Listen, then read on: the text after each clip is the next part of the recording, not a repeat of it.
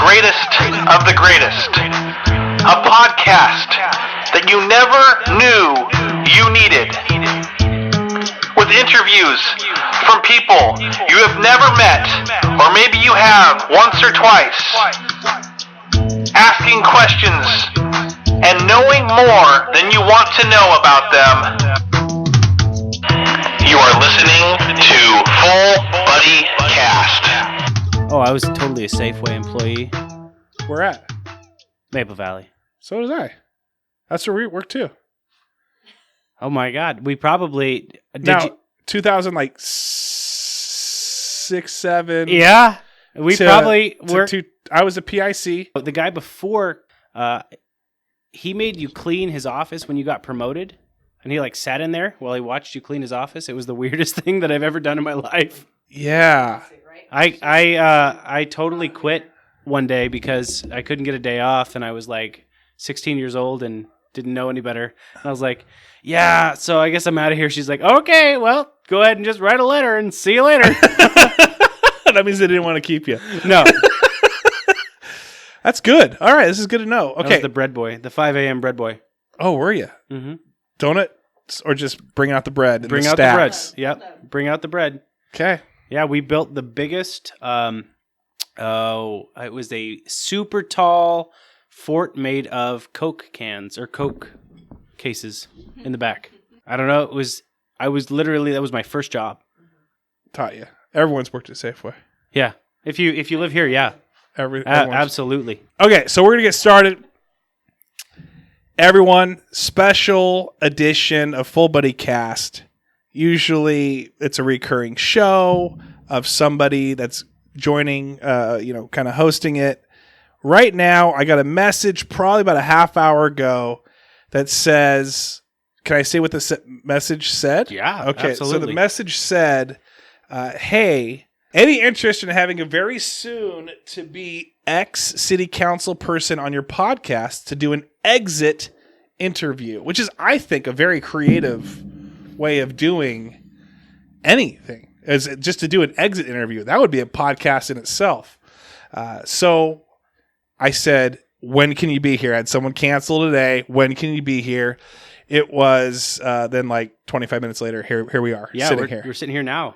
It is, I've got Kyle Jacobson sitting with me, city council member, soon to be ex-city council member. When does your reign as a city council member end? Well, I announced last night that I will be no longer a city council person at the end of February. January. Oh my gosh. It's so the just end a of few this days. month. Well, actually, yeah. So, okay. And we'll get into that. Why? So I currently work as a hospital emergency manager here in town and throughout the region. I got a different job down in Texas. I've never left Enumclaw, and I'm moving to Texas. Wow. Yeah. Is the place going to be semi-small townish? I think of Texas. I think of big cities and small cities. Where are we at with where you're going? So, yeah, I think so. I'm pretty sure. I've never actually visited. So the job opportunity is fantastic. I have to go. I have to do this for my family. We have to go. So it's a place called Victoria, Texas. It's just south of San Antonio. It's right on the Gulf. It gets hit by hurricanes. So that's why we're going down there, to chase hurricanes. Really? Yeah. Wait, I thought I was picturing a hospital. Like you were doing what here again? So yeah, I do hospital emergency management as my day job. And so wait, okay, that's your day job, and then city council member by night. By night. And then, but are you doing the same thing down in Texas? Yep. Well, kind of. Just so at a county or a multi-county level. So 6 counties, 6 hospitals, all of which get hit by hurricanes.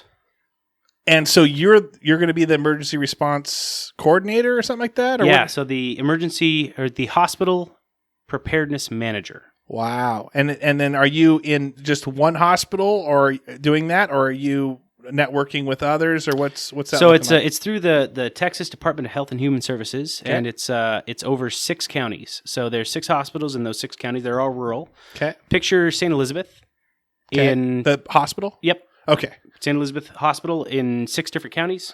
Okay. But they're all really flat. and they all have helipads. Oh, okay. So there's nothing tall there, Right. because it all falls over. So it's all flat, and they all have helipads because that's the only way to get around in Texas because it's so big. Gotcha. Yeah. And so you're doing what? So most of as I understand it, again, I haven't gotten Sure. down there yet. As I understand, But you have the job. You can't lose it at this point. I don't think so. I hope not. Should I wait to air this to like maybe mid-June? Well, I'll let you know tomorrow. I think we'll be okay. I don't think that we have that you have a listener down in San Antonio. You may. It better be you. Well, you will there. Yeah, absolutely. But Yeah. So anyway, so you are what you think the job is so far. So anytime a hospital has a disaster, you coordinate with all of your community partners and you work together to fix the disaster. That's what you do. And so I will be with the county side of that, or the multiple county sides, to be the liaison between the hospitals and getting the resources they need. So for COVID, we'll say, we need this. And you work with your community partners in the background to get them what they need to be a functioning hospital. Okay. So is this like a Monday through Friday? Is this like all 7 days a week? Oh, I haven't worked Monday through Friday in years. No, it's whenever something happens. Then you're on. Yep. So you're watching the as people are like watching the forecast, watching the weather.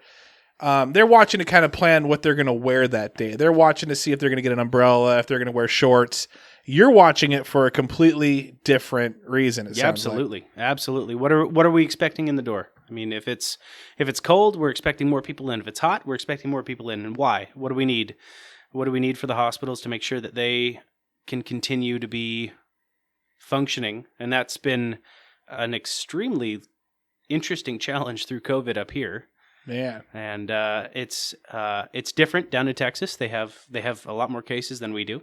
So yeah, it's going to be a very interesting challenge, I think. Can we talk about COVID right now or not? Sure. Okay. Sure, So with COVID, did you ever think rewind ourselves back to January of last year? Oh, God, I wish. Did you ever think, as it was starting to come out, in the back of your mind, this could be serious, or this could be just a thing that might be pretty hard hitting, but not shutting everything down? And is it maxing hospitals and have you seen hospitals max during this time? And just talk about how has your experience been the past year? So we knew in January, February that this was going to be big. You just looked at Wuhan then, and you could see that they were what they were experiencing. We knew that their containment wasn't going to work. It was going to be here. All the hospitals in this area were prepped. Lucky us, we were, patient number 3. So that was were we? Okay. Yeah. No, not in Enumclaw. Oh, okay. Necessarily. But where you were working. Okay. So in Washington, I think we were the first natural patient here. Oh, I see. Yeah. Yep. So that was super fun. I think we knew that it was coming. We just didn't know how and what. Now, if you would have told me that we would have been in 7 months of lockdown and gone through exactly everything we want, I would have said you're crazy. Mm-hmm. But we knew that it was going to be big. We just didn't know how big. And anytime you get a weird virus, you have to react that way. You have to figure out what it is, what it's going to do, and then react accordingly once you know what it does. But we had no idea what it was at first. And then when it started hitting hard, were you looking at your job, your current position, as well as, oh wow, this might bleed into me being a city council member as well? Oh, it did. Right.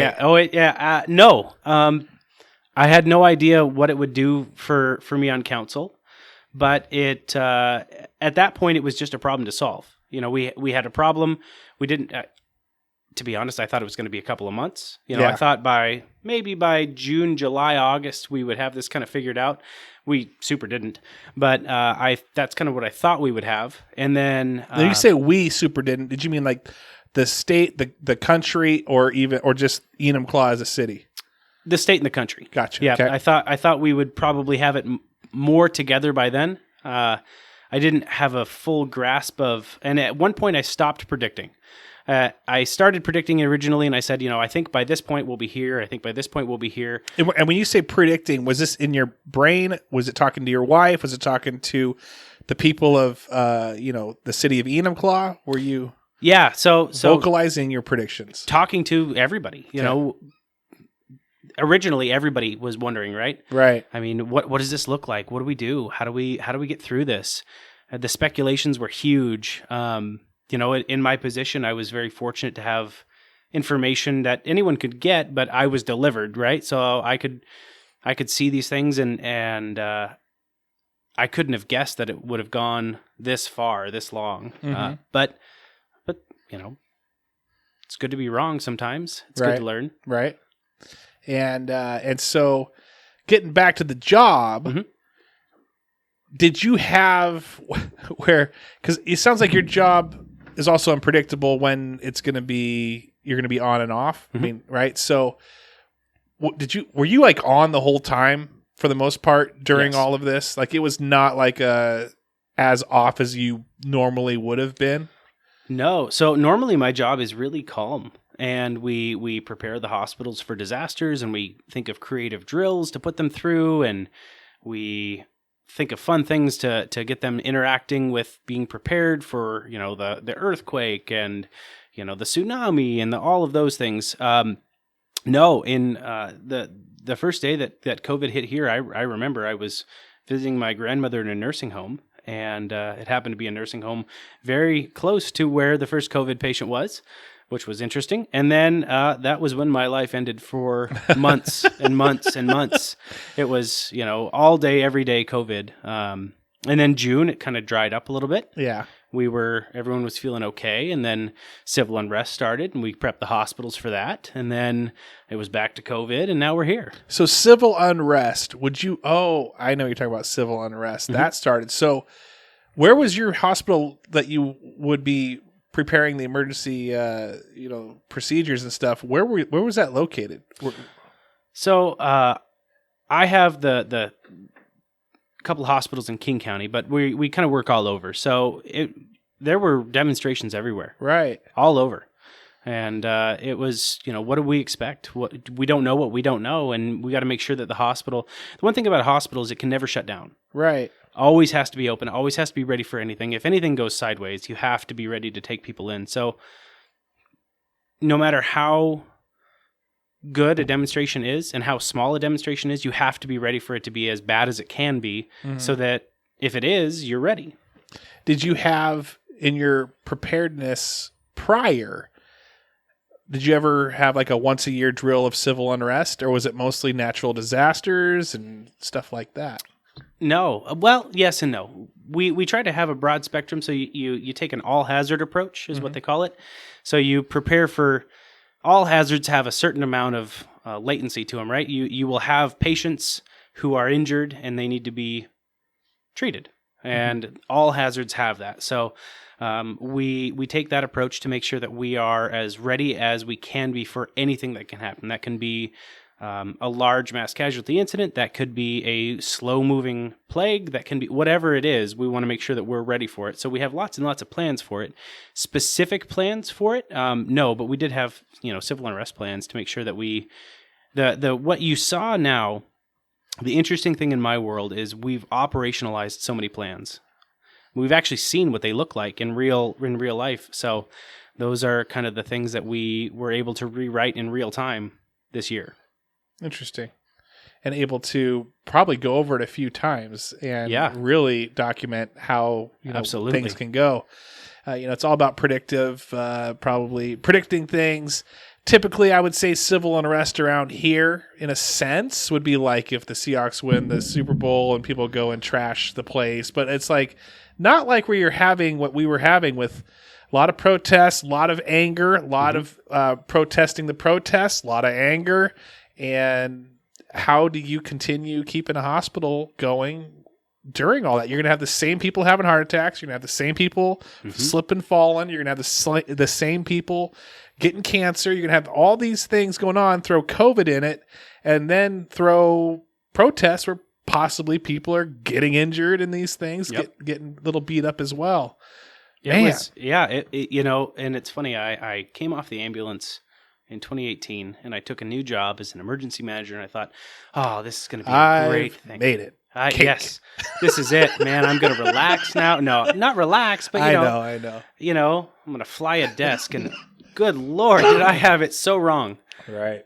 2020 kicked my butt, but in a good way. I think that it really showed that we as an area are more resilient than we think, and as things tried to divide us, we come together, and that's really what I found the most important. And never once did we get close to a hospital tipping over ever in this area, and that's great. That's really good. Yeah, absolutely. And it's really a testament to this area and the culture that is here. That's good. And that comes with leadership, and that comes with everyone also the servant leadership too, and from the top down and bottom up. So that's good. Cool. Yeah. And I'm sure you're excited for what you got going on. Okay, so a little bit about me and Kyle before we get into the city council. I got to tease this, man. So before we get into the city council talk, how do we know each other? Was he just a random dude that just like, hey, showed up on your porch? Full Buddy Cast blowing up in the streets of Enumclaw. Got to get on that hot train. Credit to you. No, that's not true. And but the real deal is that Kyle and I knew each other from a few years back, became friends obviously on Facebook and running each other at the grocery stores and this and that. But when it comes to us knowing each other, Toastmasters. We took Toastmasters together, and I just did a thing that you can find me 5 cents for, and I just did a long and remember all of that. Good. The Do we have a bell? ums. Oh, man. We need a bell or a squeaky toy or something we can hit every time you say an or an ah. Or an It was a lot of fun. My buddy Bruce kind of got me turned on to that and went through it for about a year and a half and got I forget what they call the first thing, the first level of Toastmastering. Yeah. My competent communicator. Yeah, competent communicator. There we go. That's it. I got that degree and then moved into a couple other things. A lot of fun to do that once a week. And did you throw that on the old resume? Oh yeah. Oh yeah. Oh. If you don't know what you want to do and you need something to put on a resume, put Toastmasters on a resume. Go find a way to do that. And people are like, "You did what now?" You did what? Oh no, I competed on a professional speaking circuit. And they're like, "Oh really?" And after that, it's just didn't you go? Okay, so I think was it you that won? Yeah. Okay, so here let me set the table for this. So this is a weekly. It basically helps you refine your skills of speaking in public, coming up with good material and putting that together, as well as just doing your best to refine your skills as a communicator. Well, there was a competition where I brought my A game story, and your A game was pretty good. It was A game. Very not what you want to bring to the next step, because what we were competing for was just like I don't know what you would call that, regionals and club. Yeah, club. Right. Yeah, club level. Then you'd move on to like a regional thing, and then you'd move on to like a state thing, and then onto a nationwide thing. So I told, and you guys have heard this story. I actually did it in a stand-up routine probably earlier this summer, talking about did you see it coming? No, I had no idea that was happening. Yes. And it was, you guys got to understand, when you go to Toastmasters, you have like Madam Timekeeper and Mr. and Mrs. Toastmaster? Toastmaster, the president, and you stand up and you say, Madam Timekeeper, or whatever. You address people. There's a Toastmaster out there killing you right now. Oh, yes. It's probably Marion. Yes. I am losing really bad right now in Toastmastering and how I'm trying to communicate this, but you have to be very professional, and what would you call that? It was, you get up and you say, Madam Toastmaster, fellow Toastmasters. Yeah. It's very by the book. Yeah, it's standing and sitting. Yep. It's never interrupting like I just did. No, if you say and they ring a bell at you. Yep. They mark them down too. 3 minutes or 6 minutes or however long you have, and after that they cut you off. It's very. My wife probably would love that. She's like, okay, this story's going to only take 3 minutes, Travis, and go. So we go head to head.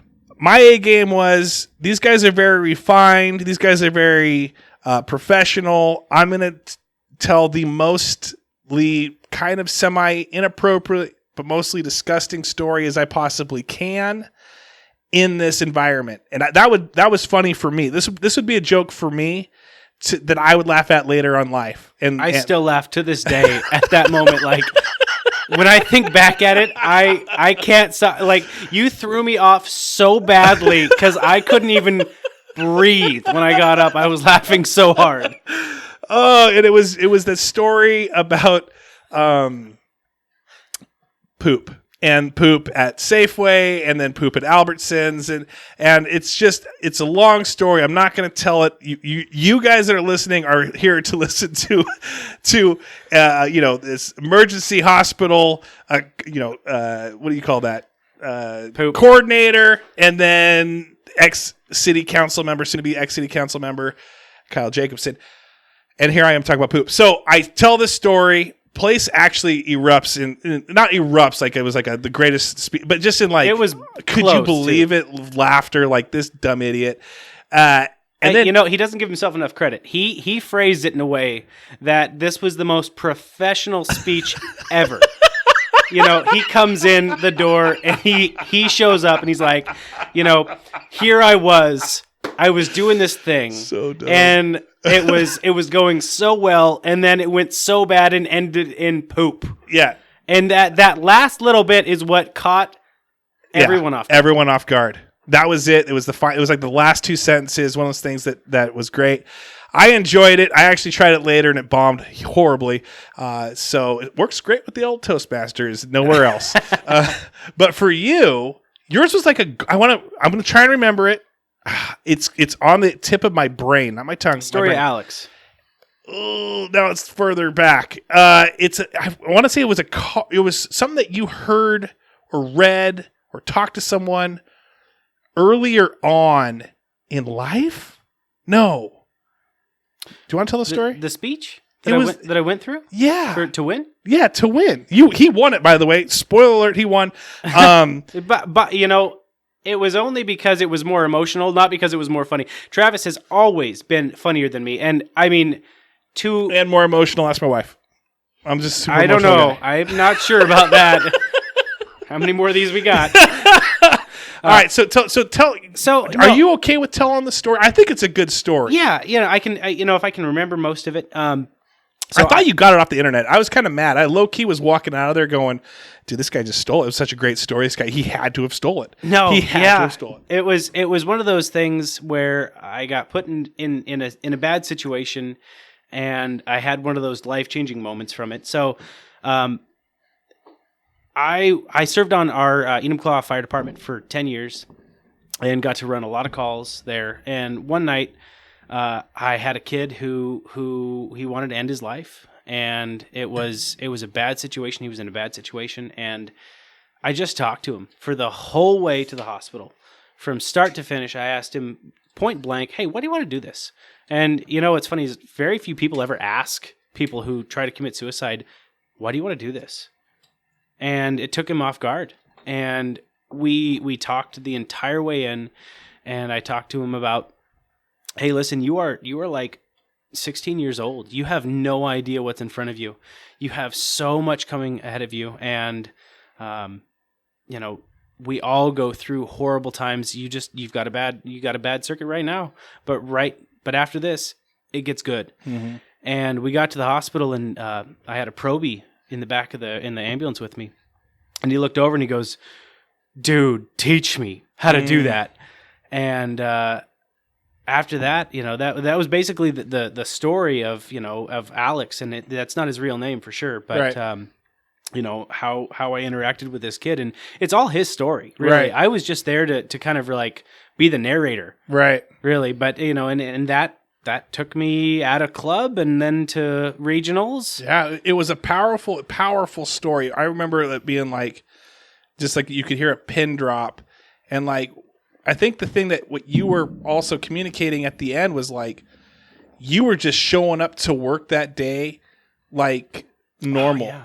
Like You it was are just- awesome. Yeah. That was the thing. But you were awesome. Yeah, Yeah. that was and that you can change someone's life. Just show up, just be there, just Right. show up any day, and you are as awesome as you need to be. Yes. To change You're someone's awesome. life. Yep. I think that was the title of it. It's all coming back. It's coming right? back. Yeah. I got a funny story at the end of that too. Well, tell it. Did you poop? I didn't poop. Actually, it was really close. It was right there. So I went to what would be considered the state finals, I guess, with that public speaking gig, and I went up and there was speeches before me, and they were great. I mean, they were fantastic. And I went up, and I was so nervous. Never once had I ever talked to 250 fellow Toastmasters in a room before. And so I started giving my speech, and nobody spoke. Nobody reacted at all. It was just dead quiet. I'm like, I'm bombing. I am bombing. Oh. I hit my first like kind of funny point, and a couple of people chuckled. Right. And then we got kind of into the meat of the story, and I could see people were really engaged, and that gave me some courage to keep going. Right. And I hit the end, and I was the only person in the room to get like the standing ovation. Like What? 200 people stood up. Wow. And I was like, oh my God, I'm going to DC. I did this. I won. Oh yeah. Cancel everything for the rest of my month. I'm going to DC. I'm going to finals. Like, I did this. And so I got off, and I remember this guy coming up to me. He's like, dude, you killed it. You did this. And I was like, whew, all right. And I sit down. Right after that, it was the announcement speech, and they're like, in third place is Boom, whatever his name was. And I'm like, okay, it wasn't me. It wasn't me. Knock the other one out. Yep. Second place, Boom. It's not me. Yeah. It's not me. It's All right. And I had one of those incredibly awkward moments where like, and in first place, drum roll, please. And I'm getting ready to stand up. It's the other guy. And I'm like, oh my God, I'm going to sit down now. Oh. I still would have went up there like Zoolander. I still would have went up there, accepted the award, gave my thanks. I mean, at that point, are you ever gonna, you're never gonna see those guys again? Probably not. How much longer did you stay in Toastmasters before life kind of like having kids and, getting up at this certain amount of time? And Getting up at 6 a.m. on on Wednesdays. Yeah. It was, I think, a year, maybe another 6 months to a year before I started looking at getting, I was in school back then. So then I got a real job. Yeah. And that kind of ruined my Wednesdays. Right. But I miss it. I do too. I wouldn't mind going. That's why my job changed where I was working at 6:30 a.m. And so that kind of took me out of it. So I wasn't able to do that as much anymore. It was there. It helped. It looks good on the resume. Look at you now, though. You have a podcast. Crushing things left and right. Just walking through. Someone says something to me. I say it more eloquently back to them. Absolutely. Destroy them. You do. A wake of bodies behind you them. have all because of Toastmasters. A significant amount of proof to back that up, too. Just so much proof. So much proof on Facebook. And, I want to get into that, too. You and your cohort of buttholes. Can I ask about that? Sure. You can ask about anything you want. You're a city council member, almost out of here. Almost out of here.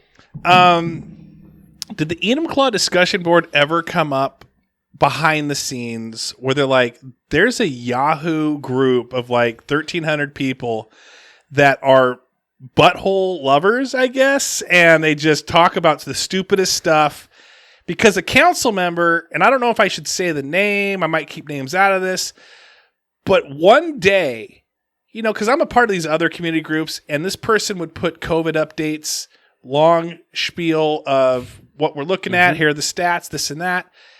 And then one day, it miraculously showed up on the Enumclaw discussion board, and I was like, oh Wow. We got council members on. I knew you were on there, but we got council members on here now sharing COVID stats for the town. And that's when I was like, wow, we made it. We're official now. We're a community group. And then he stopped posting on it. and then I kind of like, did you hear this? Did you hear what I did though? Did you see what I did? I shamed him into later posting about it. And I didn't know he was on his vacation. And that's one of the reasons why he wasn't posting. He was just kind of posted it to like one group.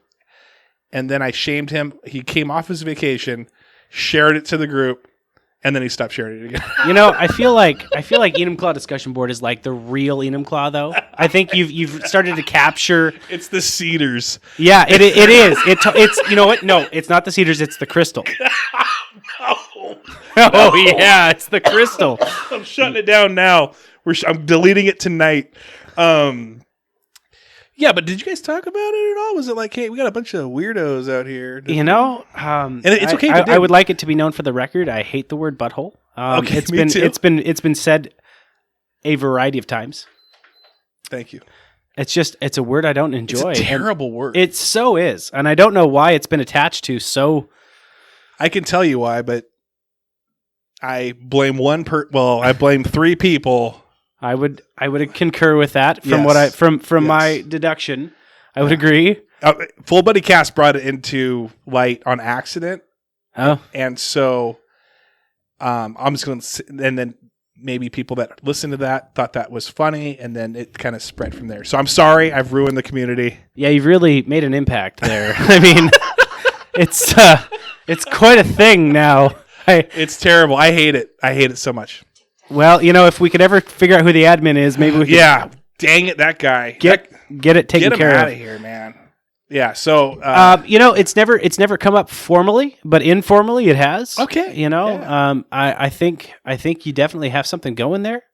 I think it really does capture the Enumclaw's changing, right? And it's not who it was 10 years ago for sure, and who it was 10 years ago is sitting on the Enumclaw discussion board talking about buttholes. And soon to be poop. Oh no. That's what I can't have poop without a butthole. I figured I consider that a promotion at this point. Yeah, you're right. That's a good point. Thank you. Yeah, the landscape's changing. It is. So I do have. I didn't know if I wanted to tell this story tonight, but the first time I bungled on council, and it was awful. You can watch the video. We call that butthole on council, but go ahead. It was so bad. I'm going to ignore that completely. Only 5 people are laughing at that right now. Everyone else is just like, okay. Back to Kyle. There was a community group member that was pretty prominent in our area. Yeah. Who was coming in to do some work for the city. Okay. On a board. Okay. And they were an admin of a group. Yeah, okay. And I think I'm and so I felt compelled to say that I had some reservations moving forward from this. And this was the first action I'd ever taken on council, right? Whoa. So you're just like motion to not necessarily motion, just, is there any discussion? I was like, Councilman Jacobson has some discussion. Yeah. And they next thing you know, 7 people look at me and I'm like, oh God. And I was like, I think that maybe we should not, I don't know, consider, look at this further, maybe. Yeah. And I'm looking and people are like cocking their heads now because I'm failing so bad, and Toastmasters are like burning alive around me because I'm on TV now. And, I was like, and I remember the mayor going, okay, thank you. Yeah. It was like, just like a tap on the shoulder, like, good try, little guy. Right. But it was my very first action on council led to the creation of your discussion board. Wait, how? Well, no, not necessarily, but they were related in a way. Wait, how? Well, I won't say names. Don't say names. But we had a similar goal in mind. Not a goal, right? But a similar concern in mind, right? Right. Okay, so mine, I got frustrated, and I created this group. And I got frustrated from other admins because I was getting kicked around. Right. So you're saying, did you kind of push that person out? No. Which then dropped the hammer on other people? Were they trying to clean up their own groups? No, not necessarily. But then a very popular admin from a group was taking a limelight, or was taking a position with the city. Oh, okay. And right. I wanted to make sure that it was very well known on record that there may be some opposition to this. Okay, yeah, all right. And so it didn't matter. It didn't matter. Were you afraid that they were then going to take what's being said behind the scenes and make it public? Or what was your reservations on it more? Was it conflict of interest? No, it was none of that. It was mostly just I was nervous, and I had never spoken on TV before, and I just bungled it. It was bad. it was so bad. But you know what? That person got on there. They did not a bad thing, and it went on. Good. But I can remember one of the council members leaning over and going, "Hey, what was that? What were you trying to do there?" No, I've done that. So yes, dude, you stand up. That's what you're doing. I applaud you for being able to do that. That's I've done that not many times, but it does. There's times where you do great. There's times where you suck. And yeah, it's like when you were talking about how you were doing your Toastmasters thing and you feel like you're bombing, you feel like no one's listening. That's like you get underwater at that point. You start forgetting what you're supposed to be saying, and you stuck to the script. You probably rehearsed it a ton, driving around, probably rehearsed it, and then probably still have like 1,000 recordings of it. Kept going through it, which is great. All right, so let's talk city council member stuff, okay? Since we already started that. I was just more curious about the old see if I'm coming up in I would say that you're very well recognized. In the council member area? I don't think that there's probably a council member that doesn't know about it. I'll take that. That's good. I'll take that. About me or the group? Well, whoever the admin of that group is. Kravis Tenney, not me. Wow, thank you, Kyle, for coming on here and making me feel like $1 million. And I have to say that I haven't found that kind of entertainment anywhere else. That's so dumb. It's so dumb. It's been an interesting roller coaster. I mean, starting that halfway through COVID. Yeah, and out of just pure anger. The original spelling of it is, it still gets comments here and there. People don't understand. It's starting to die down a little bit, which I'm completely happy with. It needs to kind of go away for a moment, and then we'll see what happens to it next. But it's starting to wane a little bit, and I like that. Ex-city council member, sworn to secrecy on so many projects and so many things. But can I guess some of the main concerns from the community when they bring stuff up? Yeah. And they come and attack you. And I mean attack you, I mean corner you and talk to you and, hey, can I get a There's a reason I don't talk on Facebook. Well, do they ever find you out in public and say, hey? I don't go to QFC. Do you go to Safeway? I go to Safeway. But QFC is a trap. It is a trap. And Safeway, it's the community board members that go to Safeway. All the uppity-ups go to QFC. Yep. And they're the ones that care about this community.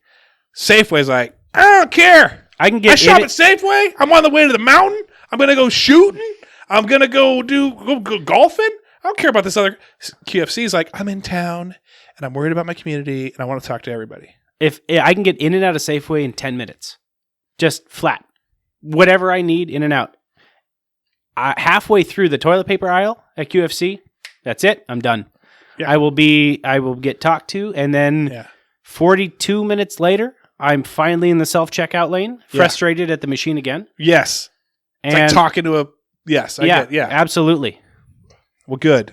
I'm glad. And that they charge you to take money out. We're not talking about that part of it. That's actually That helps the community. That helps the city make a little money. So But are the main concerns like, man, I feel like every farm right now and pasture right now that used to be here for the past 120 years is now being developed. And what's happening? We better not get the next Walmart, and we better not get the. Is that where people are complaining about? No. Well, yes. So I got elected on council in 18. Okay. No, maybe. It's my 4th year, so it had to be earlier than that. But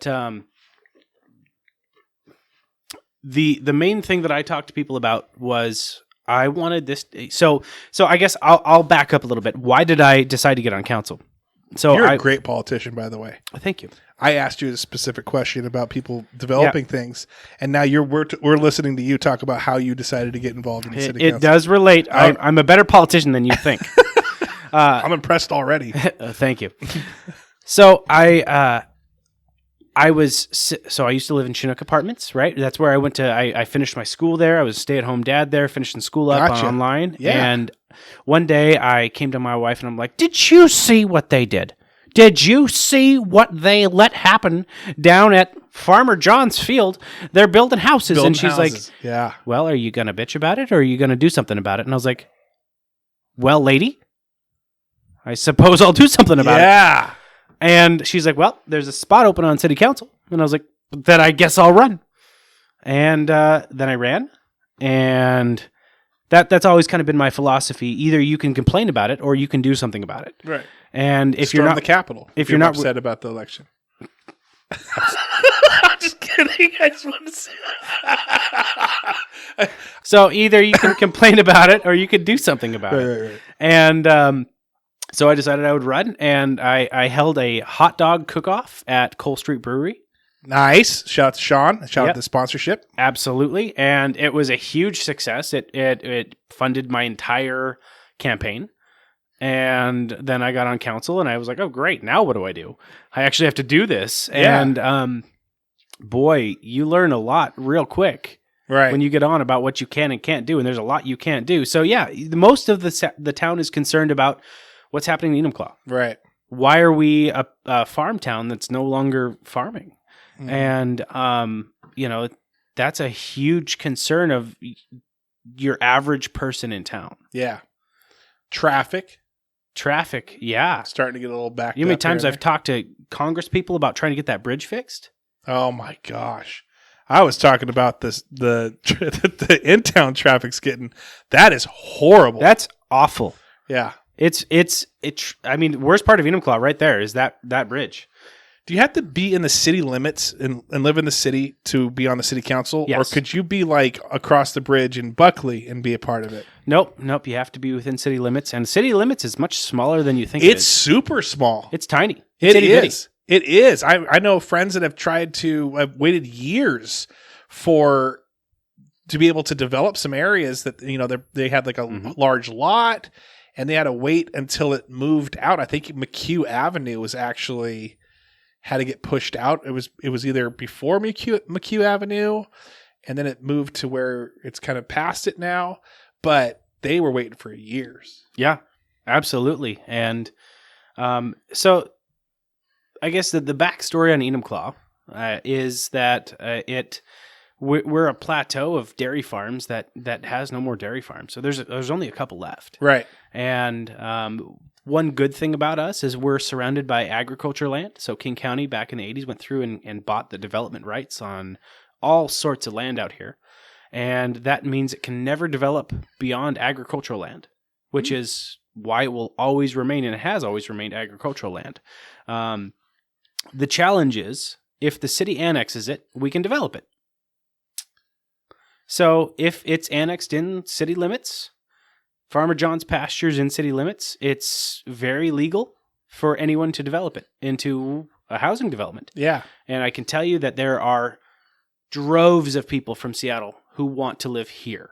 Driving up the cost. Yep. Which is good and bad. It's a catch-22 for sure. Absolutely. I do like that we don't have a Walmart.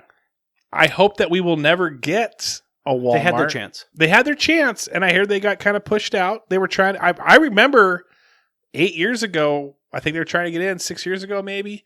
They were sponsoring a parade. They were just doing their best to try to get in. And then boom. I think Nestle did the same thing. We said boom. Or maybe Arrowhead, or maybe that's the same people. Is that kind of the main? So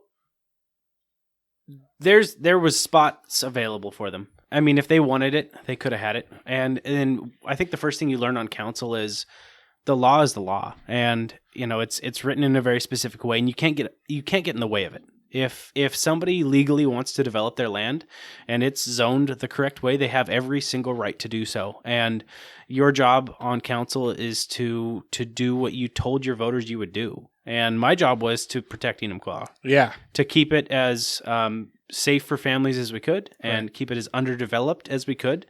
But there's nothing we can do about it in city limits. If people want to develop their pasture into a housing development, it's not legal to say no. Right. So we have to let them do it.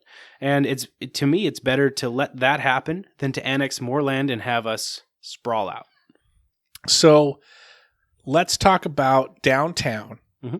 There was the parking lot across from what is now known as what was known as Kelly's. It had the Arts Alive and everything else in there. Oh yeah. There was a huge, biggest fight of my life, rumor mill going of what type of they were going 3-story, 4-story condos that were going to be 300,000 parking under below. Yep. Was any of that true? Absolutely, all of it. And they were trying to get in. Mm-hmm.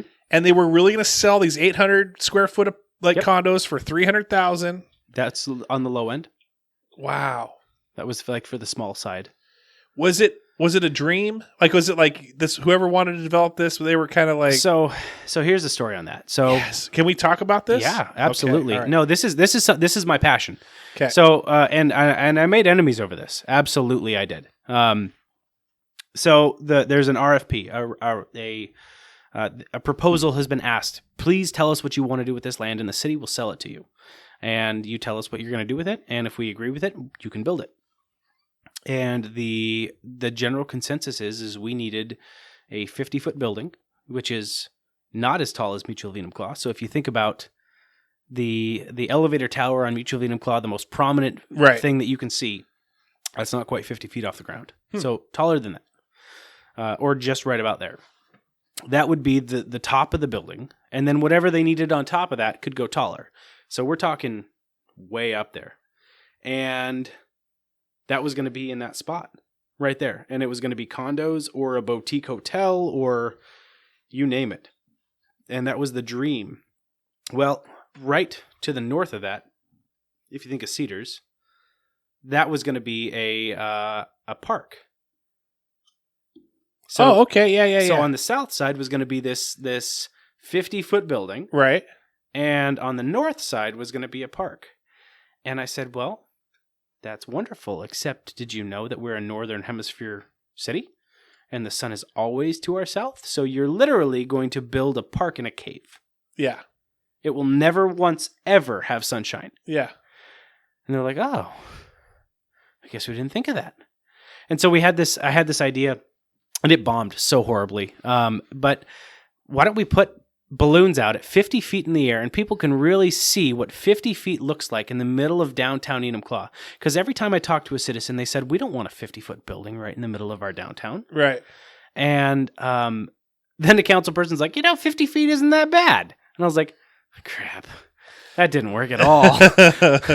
But eventually we were able to block it. And again, there was lots of council people for it, and there was me against it, right, and one other. And I feel like whenever I talked to a citizen, they said they didn't want a gigantic building full of condos in the middle of downtown. Right, exactly. Well, thank you for doing that. We applaud your service.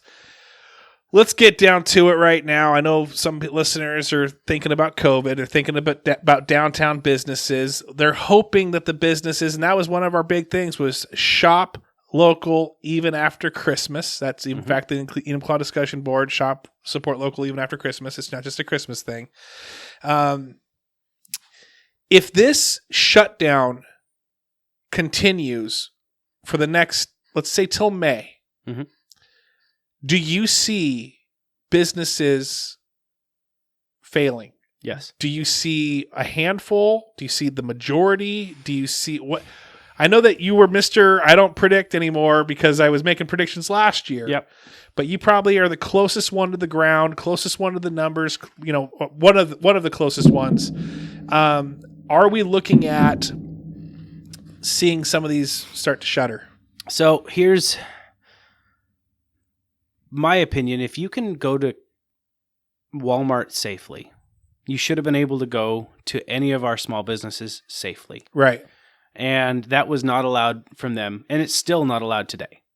If the shutdown continues, we're going to lose businesses. Businesses that are hallmarks to what makes Enumclaw. And we've worked really diligently to try to stop that and try to mitigate that.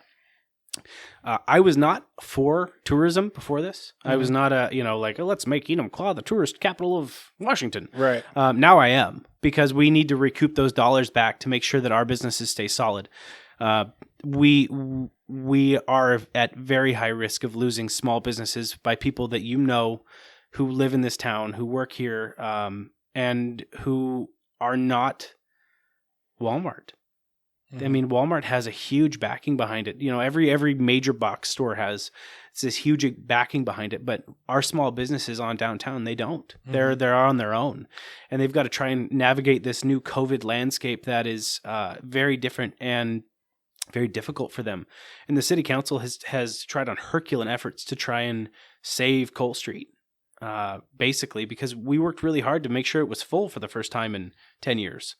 And now, right when we get there, COVID hits and we can't do anything with it. And nobody, you can't have a parade. You can't have any of the things that we normally would do to bring in business for those businesses there. And they're very much so at risk, 100%. And I don't know how many we would lose. I wouldn't be comfortable predicting that, because that's really dependent on how bad it is. I can tell you that we eat out at least twice a week now, which is something that I would have never said before, but we do that out of, we try to support our local businesses as best we can to make sure that they're around in the future, because we've already lost a number of businesses in this town. And I think that it'll get worse if we don't. It continues on. It makes me kick around ideas in my head, man. Like, what if we did a second Christmas?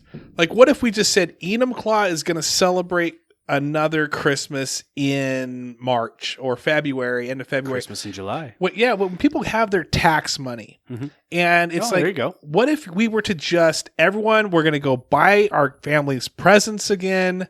We're going to go make it a spring Christmas or something to where people will have a little extra money. Would you do this? Would you propose this idea at the next council meeting in public? When and where? You just go get on the Zoom meeting, and then you say that you want to do that, and you announce it. You say, this is what I want to do, and go down to chamber, and you say, this is what I want to go down to tab at Headworks, and you tell them this is what you want to do, and I bet you could get traction on that. Get some traction, because I feel like Cruise Enumclaw did a cool thing by bringing people in. I know that at the same time, it also was a lot of eyes on Enumclaw.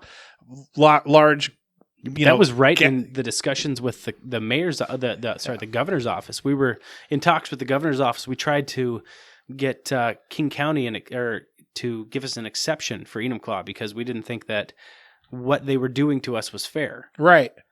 And he goes, well, I looked on the news the other day and I saw the cruise Enumclaw, and that didn't look very safe. And we're like, yeah. What can you do? Everyone was wearing a mask. Yeah. But for this would be, people could be at home again. Yeah. And people can be baking food, and they can be given gifts. Something. I think it's a great idea. Yeah. And so it's something. I just wish I'd be here for it. When are you leaving? The 22nd of January? Yeah. I was going to say, maybe if we meet in February, it's the Kyle Jacobson's leaving day, and the whole town throws a huge party. Oh yeah, like or I have notoriety like that. Maybe the 23rd, because then when you've left, just a parade as I'm leaving town. Yeah, no, there's no notoriety like that. Maybe some of the other council members, but not me. I prefer to stay like the hermit crab, just in his shell. wonder if we could do full buddy castmas. If you would have Castmas. allowed the condos Enumclaw. we would have had more population there. You know, Shop the small business. if only. And there was one person who was like, if we could get an REI right in the middle of town, that would be like an anchor store. And I was like, can you imagine an REI across from Cedars? Can you just imagine for a night like what that would look like? What that would look like. Jamie was talking about Enumclaw, Vegas, and how it's, right now, because you're eating outside and they've got the fires and it's okay to bring your covered, capped on drinks to sit by the fireside. You're doing COVID, no large gatherings around these. Yep. To maybe do an Enumclaw Vegas type of a thing. I spoke to our police, and I said on the public safety board. By the way, we have some of the best police. I couldn't be more proud of our police in this town. They are truly and honestly some of the best I've ever had any experience with. And I said, how's it going with people drinking in the street? Like, that's weird, right? And they said, we had one complaint. Oh, really? One person, one time that we had to go down there and intervene with. Yeah. And that's it. That is the entirety of it. And that really speaks to what we're doing down there. And I have told the board, I obviously won't get to vote on it, but I want to keep that around forever. Right.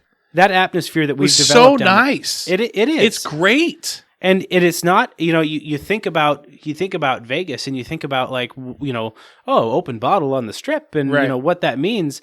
You don't see that down there. Right. It's people being responsible. It's people enjoying their community. And if there's one light of COVID, I want to keep that.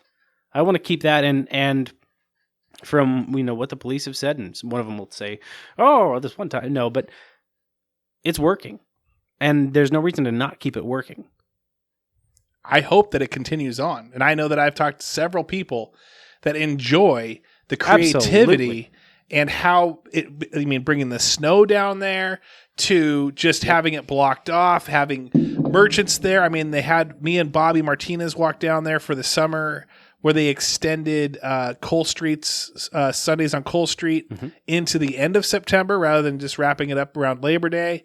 Just the things that the city, it's a city council that who comes up with and passes hey, we're going to extend this. We're going to allow this. Is that the council? Is that the mayor's office? You have a council right now who is so dedicated to making sure that Cole Street survives, that Enumclaw survives, the businesses of Enumclaw. When one of us thrives, we all thrive. Right. And,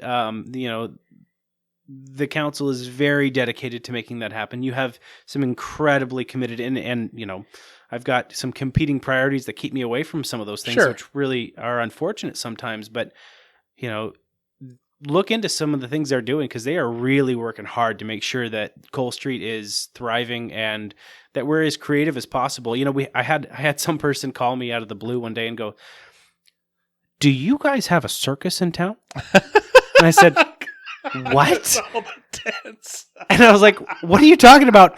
I drove through Enumclaw and there was a circus in town. I go, "Oh man, where?" And he goes, "Right on Cole Street." I was like, "You mean the tents?" "Yeah, it must have been a circus." No, it wasn't a circus. It was us trying to survive COVID. Trying to survive is like the number one thing. Yeah, in more ways than one. So we don't do an open container, just so that people can, so we know you don't do an open container law. We're not open container. no. Right. We're not open container. As long as you're covering your drinks or capping your drinks from because you can order to go drinks. Yeah, and I don't have a whole full grasp of that. I don't think that there would be a huge opposition to allowing that sort of atmosphere to continue. Like a beer garden. Yeah, like a large street-wide beer garden. Right.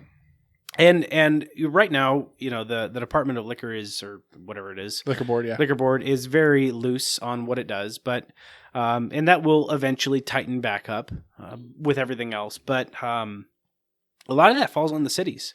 One thing you don't, I guess, fully understand. I didn't. Nobody I know does. Is how much a city council can do. You look at Seattle, and you can see what the city council can do, and you have a lot of ability within your city at what you can and cannot get away with. And the atmosphere we're seeing downtown is built by your mayor and your council, and the businesses who are being creative and trying to find unique and fun, unique ways to survive. Right. That is what's going to get us through this. Absolutely. Absolutely. And so it's the support. It's supporting local even after Christmas. Maybe we'll do another Enumclaw Las Vegas pitch. Maybe we'll do a March, a second Christmas. But we got to hit it before June. It's just got to be, I think the critical months are going to be January, February, March, and April. Yes, I think I would May, agree. then things start warming up. People start getting out and doing more. So if we could do maybe even every 22nd in honor of Kyle, you just buy one gift for your kid. Each kid gets Santa's coming on the 22nd of January, the February 22nd, March 22nd, April 22nd. And we'll call it, Jacobson's ghost.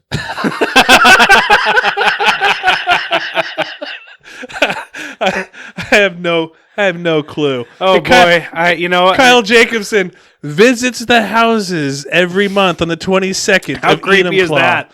From Houston, or not from Houston, but from where's it at? Where's it going to be? It's San Antonio, Victoria. San Antonio. Victoria sounds cooler. Yeah, I think I don't know if I'd be on board for that. Actually, that's so much pressure. I'm pitching that. I forbid it, and And then we can say that. I copyright my name right now. And kids like, hey, how come I didn't get anything? Kyle Jacobson didn't think that you were good this past month. How many Zoom meeting classes did you attend? Oh boy, yeah, that's a thing. Crazy, but it's back. I mean, we're getting back. Yeah, I hybrid. Saw, yep, they're hybrid. getting there. Well, anything more that you would like to add to this conversation? We're starting to get towards the wrap up time. Is there anything more? And when I say more, I mean, did you want us to learn more? Did you want to say something? Is there any shout outs? Like, the floor is yours at this. Oh my. So there's only one thing I want people to know, and get involved with your government. If you don't stay involved, you literally vote 7 people onto a board who get to choose the path of our city, and it's only up to those 7 people to figure out what to do. And if you don't say anything, whatever idea they come up with is the best idea in the room. Gotcha. So if you don't get involved with them, you are telling them that whatever they're doing is fine. There's a really big parking lot getting built right behind the library right now, and people are upset about that. But we've asked lots of people, what do you think about this? Yeah, and nobody said anything. There's a parking lot being built. I didn't even know that. Yeah, is it over where that we used to have like a little like farmer or like not a farmer's market? The Pea Patch is gonna pave paradise and make it a parking lot. Wow. Yeah. And, I used to be opposed to it, but no citizen ever said that they were opposed until the Courier Herald wrote a story on it. And now everyone's picking, yeah. Yeah. And one way or another, as an elected official, you have the job to do what your people tell you to do. Yeah. And if nobody says anything, you do what you think is right. And right now, that seems like the right thing to do. It helps a lot of problems that we have in town. There's a lack of parking at major events. There's, things like that. But if people don't stand up and say, no, we want green space, we want this and want that, then the council has no idea what you think. Right. So if you don't come out and make your voice heard and say that we want, Kenny's Christmas. Oh. Yeah, there it is. Don't make it about me. We'll go Castmas, full buddy Castmas or something like that. We're not going to Kenny's Christmas. Even that's I think it's good. I mean, it's got a nice ring to it, but I think it's got a better ring to it. But if you don't propose things like that, and you don't talk to your council people, and you don't get involved and say, I think what you're doing is bad, or I think what you're doing is great, then Right. the council has no idea what you think. Do you want a 55-foot building in the middle of downtown? If you don't, you should say no. something. Yeah. And that's the one frustration that I've learned is that people don't get involved until something's actually done. And it's moving forward already. Absolutely. Yeah. Until we've started laying bricks, and then they're like, oh, we didn't know. Well, please come down and get involved with your local government. If you really want to see what this town can do, go Right. attend a meeting. It's boring. I get it. But we're trying to get as much done as we can. If I have a spot to speak, do I get like you get 2 minutes, Trav? You get 3 minutes. You get 3 minutes and that's it. Yep. So I could probably tell the poop story in 3 minutes. You can. That'd be good. And they can't legally stop you. I might get in 2.5 minutes Especially in. at a Zoom meeting, all they can do is maybe mute you, and then it's up to like lip reading. I'll tell you about the subtitles in the chats. All right. So, one thing I do want to say is that I bet the Courier Herald wanted to get you. And I just appreciate you coming here first. Well, I gave them the opportunity. First? No, Okay. I texted him after you. And then you said, what's the highest bidder? And you said, do you want to do it tonight? And he said next Thursday. And I was like, well, Yeah. it looks like I'm already Looks doing like it he's tonight. already on. I think that there's, maybe a new sheriff in town when it comes to news. Yeah, who knows? I was actually kicking that around this Christmas. What if the Enumclaw Discussion Board Gazette, support local even after Christmas, becomes its own news source, but then it gets it does. It's just you know what I need? I need an emergency. Maybe I'll hire you. Ooh. Might keep you local. All right. Can't pay you much. Maybe like $5 a week. Hey. And you are the discussion board's emergency preparedness coordinator. Ooh, there Okay. you go. All right. And then you say, looks like we got a tsunami of butthole memes. Oh, you need the prep work on that, and the cleanup on it is just ridiculous. And then we just attack them hard and get back to being a community board that gives the news. What I'm really looking forward to is come the end of January, I don't have to be so proper. Oh, yeah. You know- Unless I link it as Victoria, Texas, Enumclaw Discussion Board. That's okay, because I'm not elected either. Because the one thing you learn is as soon as you get elected, everyone loves to just like chime in on everything you have to say, right? Oh. So you got to be so careful. Everything you do is under scrutiny. Oh, But, yeah. boy, I'm not elected anymore unless I take a higher seat somewhere. But for a brief period of time, I can say You what can I say want to say. whatever the heck you want. Absolutely. And if you here's a trick. You could always create another account. Like, who is the admin? You could be Giles Jacobson. Well, you'll know who it is if that guy shows up. Well, it was great having you on. Thank you very much for taking the opportunity to come down here. I know that you're busy now that you've got this new job, getting ready to probably pack things up and get the heck out of here. But we appreciate what you did on City Council. I appreciate you as a person. Thank you very much for being a part of Toastmasters and kicking my butt in that the club voting thing that we did. And you helped me realize that right now it's do or die when it comes to Enumclaw and when it comes to supporting local and making me aware that it may not matter too much in my mind. Like, yeah, I could shop here, I could shop there, I could shop here outside of Enumclaw, Amazon, Walmart, wherever.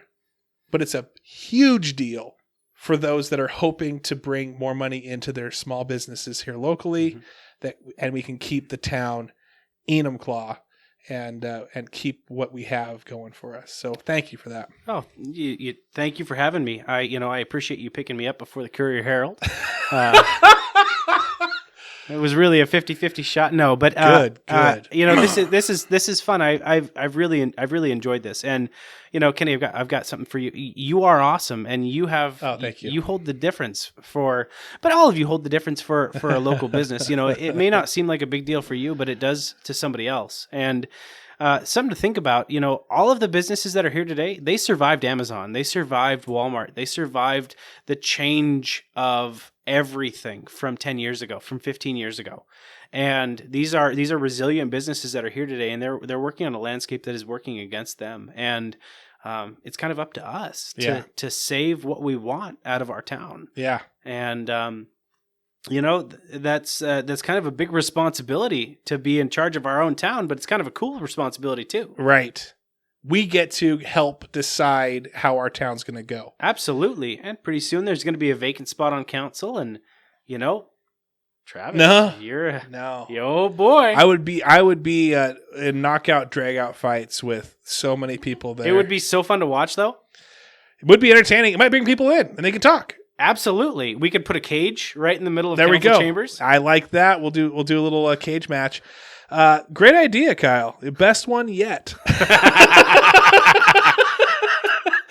All right, everyone. Thanks so much for listening. Please support local. We obviously have our sponsors in Cole Street, Bordeaux Wine Bar, and Mazatlan. Hit them up, and then on the next day, hit up everyone else locally. But please support everyone out there. They all need it. And we'll also think about doing something. Maybe I will go to that city council Zoom and talk about what we can do for a Kenny's second Christmas. No, Kenny's Christmas. But we can do maybe even Enumclaw Las Vegas or figure that out. So thanks again very much. Absolutely. Thanks for being on here, Kyle. Appreciate you. Love you. Enjoy your time. Have a safe trip. And then knock it out there in Texas, please. And everyone, again, thanks for listening. Have a great week. And take care. Welcome